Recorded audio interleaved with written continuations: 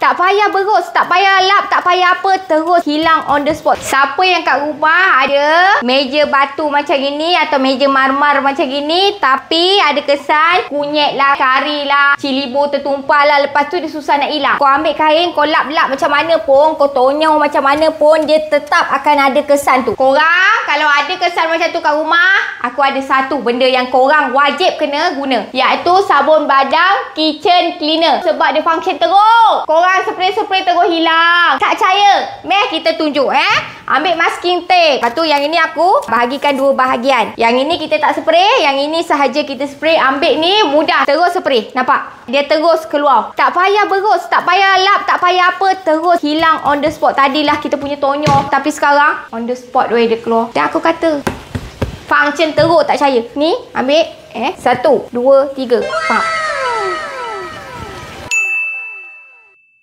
Nampak tak beza dia? Aku dah kata dah, orang suruh guna, mengentan-gentan tak nak guna. Lepas tu kak, meja saya tak bersih lah, meja saya itulah, meja saya ini. Benda dah ada, tinggal spray-spray terus pakai je. Apa yang susah sangat? Check out lah cepat. Benda baik, benda bagus, orang share tak nak beli. Kan benda kan lepas tu mengentan-gentan. Tanya Kak Ain guna apa? Rumah Kak Ain bersih, Kak Ain guna apa? Orang kata guna sabun badan kitchen cleaner ni tak nak percaya. Beli cepat.